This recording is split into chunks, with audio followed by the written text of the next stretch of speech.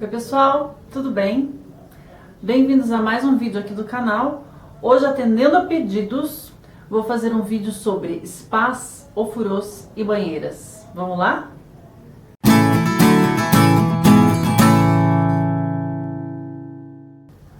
Bom, gente, o verão tá chegando, o coronga não foi embora ainda, então qual que é a solução? Ficar em casa, né? Não tem jeito não.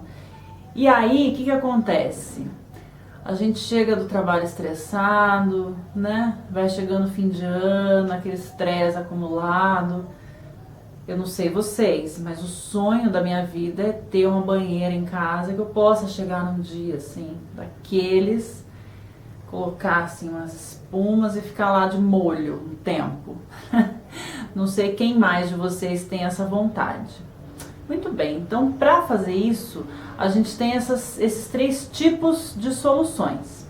Então hoje eu vou explicar um pouquinho a diferença, as vantagens e por que escolhe um e por que não escolhe o outro. E depois vou mostrar algumas ideias aí de espaços para a gente poder instalar esse tipo de equipamento. Chama assim equipamento? Bom, a instalação, para começar, né? A instalação de uma banheira, um spa ou um ofurô é muito parecida. O que a gente precisa? Além, obviamente, de ter espaço para colocar, né? De acordo com o modelo que você precisa, mas a instalação é o seguinte: você precisa de um ponto de água, de preferência 2, né? Porque vai ser um ponto de água quente, um ponto de água fria. Se não tiver possibilidade, então se na tua casa você não tiver, por exemplo, aquecimento solar ou aquecimento a gás, que já vem essa tubulação de água quente, tem, na maioria dos modelos de spas e banheiras, tem um aquecedor que você pode comprar à parte, e daí vem a água quentinha, como se fosse do chuveiro normal, tá? Mas o ideal é que já venha, né? Porque aí você não precisa comprar o acessório à parte. Você precisa de um ponto de elétrica, porque é claro que a gente quer uma banheira com hidromassagem, né, meu povo? A gente não quer ali só ficar de molho num tanque de água, né? A gente quer uma hidromassagem.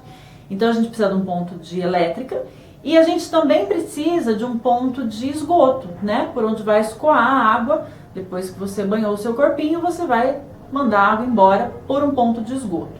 Então esses três pontinhos são pontos comuns entre esses três modelos. Então, tanto faz, spa, banheiro e ofurô precisa dos três elementos para poder ser instalado. Muito bem, então você tem lá, já deixou prontinha a instalação, e aí você vai começar a se fazer algumas perguntas. Então, por exemplo, vejam, essa pergunta não é uma pergunta assim de sacanagem, de safadeza não, tá?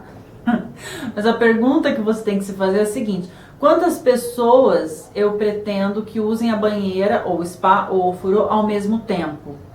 Porque de repente é uma coisa que ou você tem um banheiro não tão grande, ou você, enfim, você quer uma banheira só para uma pessoa usar de cada vez. Isso é uma possibilidade. Existem banheiras que são duplas. Então, banheiras normalmente é no máximo 2 pessoas, confortavelmente, né? Os spas já são bem maiores, então tem spas aí para 16 pessoas. Então, né, aí para colocar normalmente numa área externa, para fazer ali próximo à piscina, aí coloca um spa para mais pessoas. O ofurô, normalmente, tradicionalmente, o ofurô ele é individual, mas existem modelos no mercado para até 2 pessoas no ofurô. Então essa é a primeira pergunta que você tem que se fazer: quantas pessoas vão usar a banheira, spa, ofurô ao mesmo tempo? Bom, decidido isso, ideia com vocês, né? Cada um que sabe a resposta. Segunda questão: aonde você vai instalar? Então, por exemplo, normalmente a gente chama de banheira aquela que fica dentro do banheiro. Normalmente a definição entre banheira e spa é um pouco, a diferença é essa, mais ou menos.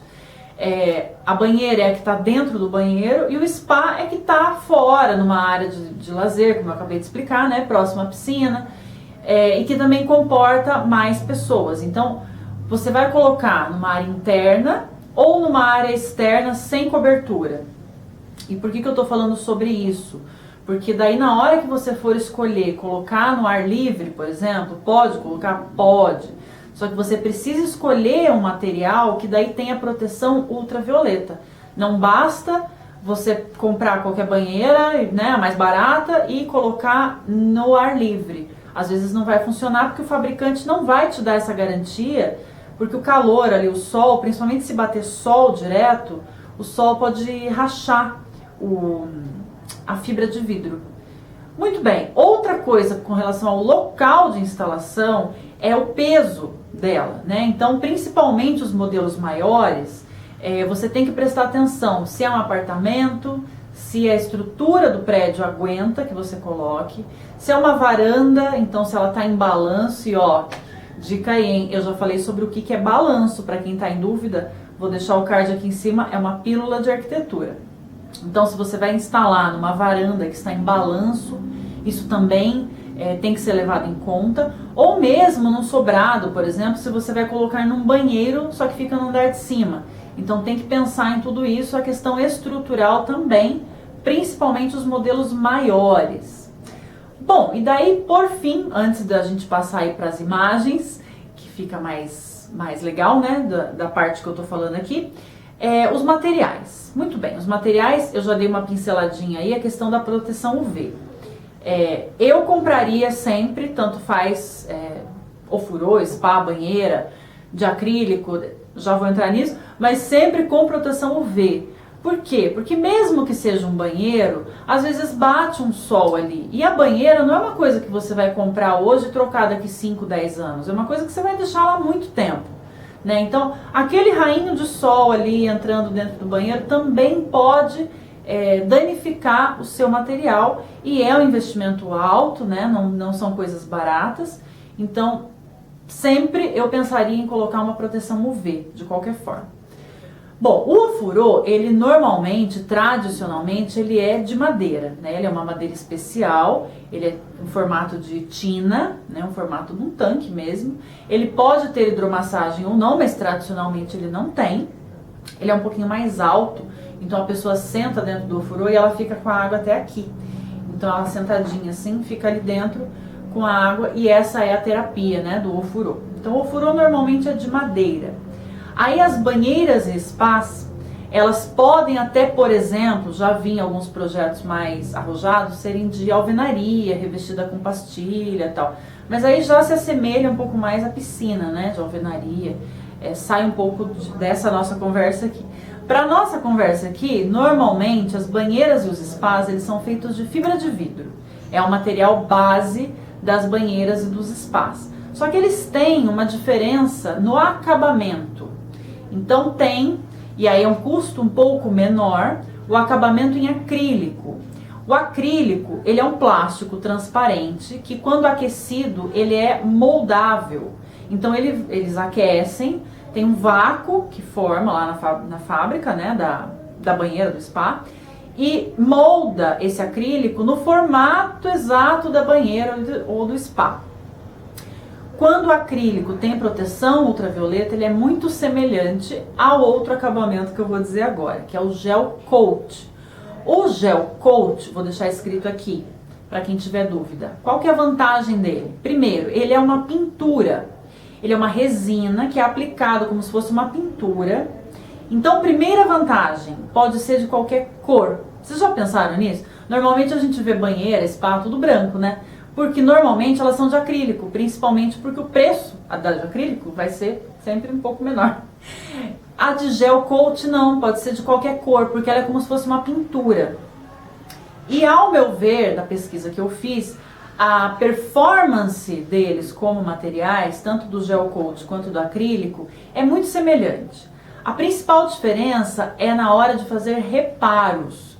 Então vamos supor que por uma infelicidade caiu, sei lá, você tinha um vaso, uma samambaia linda, um vaso aqui no alto, caiu dentro da banheira e fez um rachou ali a banheira. Se ela for de acrílico, esquece, não tem o que fazer. Porque o acrílico é essa chapa inteira de plástico que teria que refazer ela inteira. E daí financeiramente às vezes não vale a pena. O gel coat não, como ele é uma pintura, tem como fazer esse reparo. Então para rachaduras, para furos, para quebra mesmo de partes, você tem como fazer esse reparo. E além da cor, né, que é uma coisa interessante, assim, dá para começar a pirar bastante nos modelos. Bom, pessoal, eu vou deixar vocês aí se deliciando com algumas imagens, vocês já entenderam. Vamos investir nas áreas de lazer de casa, porque é o que nos resta, né? Já já eu volto para me despedir.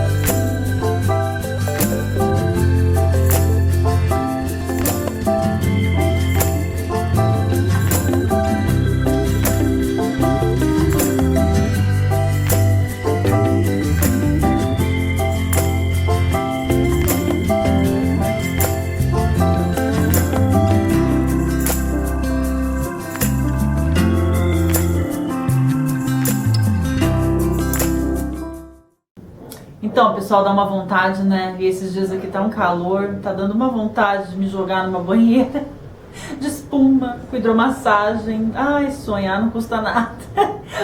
Eu espero que vocês tenham gostado do vídeo de hoje. Queria mandar um beijo pra Lúcia, que foi quem me deu a ideia do vídeo. E não esquece que terça-feira que vem a gente volta com mais uma pílula de arquitetura. Tchau!